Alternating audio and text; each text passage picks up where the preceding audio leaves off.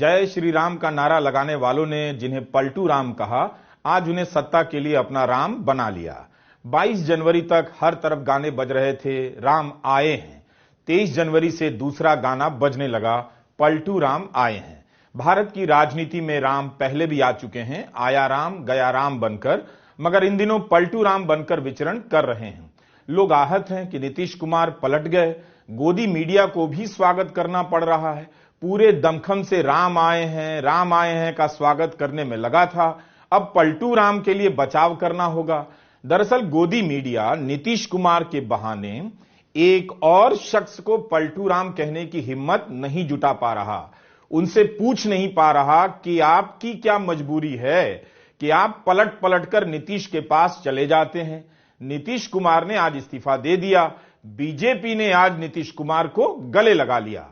इस पूरे खेल में पलटू राम केवल नीतीश कुमार कहे जा रहे हैं, मगर ठीक से देखिए तो दो पलटू राम नजर आएंगे। महाराष्ट्र, कर्नाटका, मध्य प्रदेश में सरकार पलट देने वाले, राजस्थान में सरकार तोड़ने की कोशिश करने वाले, ईडी का डर दिखाकर दूसरे दलों के विधायकों और सांसदों को पलट देने वाले नरेंद्र मोदी नीतीश कुमार को देखते ही पलटी क्यों मारने लग गए। असम के मुख्यमंत्री हिमांता बिस्वा शर्मा को तो किसी ने पलटू राम नहीं कहा, वे तो कांग्रेस से निकलकर बीजेपी में आए, मुख्यमंत्री बन गए। ज्योतिरादित्य सिंधिया को किसी ने पलटू राम नहीं कहा, जिन्होंने अपनी ही पार्टी तोड़ दी और मोदी कैबिनेट में मंत्री हो गए। एकनाथ शिंदे को किसी ने पलटू राम नहीं कहा, जिन्होंने अपनी पार्टी तोड़ दी, उसके नेता को ही बाहर कर दिया, खुद मुख्यमंत्री बन गए। देवेंद्र फडणवीस को किसी ने पलटू राम नहीं कहा, जो मुख्यमंत्री थे मगर सत्ता के लिए शिवसेना से पलट कर आए। एकनाथ शिंदे सरकार में डिप्टी हो गए। बिहार में आरजेडी से निकलकर बीजेपी में आए सम्राट चौधरी को किसी ने पलटू राम नहीं कहा। बीजेपी ने उन्हें अध्यक्ष बनाया और अब उप मुख्यमंत्री बनेंगे। आज की बीजेपी को उठाकर देखिए, दूसरे दलों खासकर कांग्रेस से पलटी मारकर कितने ही नेता आए हुए मिलेंगे। बीजेपी में इनकी तरक्की देखकर बीजेपी के ओरिजिनल कार्यकर्ता और नेता रोज अपने अरमानों को लेकर पलटा पलटी करते होंगे, मगर पलट कर कहीं नहीं जा पाते हैं। उन्हें पता है कि जिस ईडी के डर से कांग्रेस और दूसरे दल के लोग पलटी मारकर बीजेपी में आ जाते हैं, अगर बीजेपी से पलटी मारी तो ईडी का भूत उन्हें धर लेगा। मगर इतने सारे पलटुओं को पलटाकर अपनी पार्टी में लाने वाले प्रधानमंत्री नरेंद्र मोदी को किसी ने पलटू राम क्यों नहीं कहा? एनडीए को किसी ने पलटुओं का गठबंधन नहीं कहा?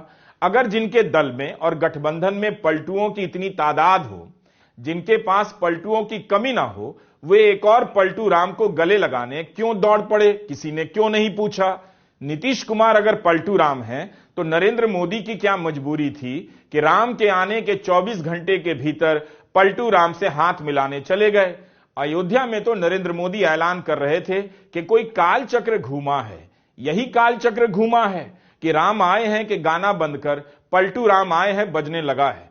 जिस इंडिया गठबंधन को प्रधानमंत्री मोदी ने ही घमंडिया कहा, उसके गठबंधन को बनाने वाले नीतीश कुमार को अपने गठबंधन में ले आए। तो ऐसा नहीं है कि इस खेल में एक ही पलटू राम है, कई पलटू राम हैं। आप कह सकते हैं कि दो बड़े पलटू राम भी हैं। आखिर क्या बात है कि सरकारें तोड़ लेने वाले प्रधानमंत्री मोदी और अमित शाह नीतीश के सामने नतमस्तक हो जाते हैं? क्या ये दोनों नीतीश को देखते ही अपनी विचारधारा भूल जाते हैं? तेजस्वी से लड़ने के लिए ईडी और नीतीश से नहीं लड़ पाए तो उनके साथ गठबंधन। भारत की राजनीति में पलटू राम का मुहावरा नीतीश के लिए कुछ ज्यादा इस्तेमाल किया जा रहा है। दरअसल ठीक से देखिए तो नीतीश अपनी जगह पर स्थिर हैं, वे कहीं नहीं पलट रहे। उनकी कुर्सी फिक्स है, उस कुर्सी से इस्तीफा देते हैं, कुछ घंटे के भीतर शपथ लेकर फिर उसी कुर्सी पर बैठ जाते हैं। पलट रहे हैं वो लोग जो उनके साथ कुर्सी की मलाई खाने के लिए दौड़े चले गए। नीतीश कुमार अगर सिद्धांत विहीन हैं तो उन्हें पानी पी पी कर कोसने वाली बीजेपी क्या है? बीजेपी ने कम पलटू राम नहीं कहा, नीतीश को मानसिक रूप से बीमार तक कहा गया। मगर सवाल बीजेपी से नहीं हो रहा, केवल नीतीश कुमार से हो रहा है।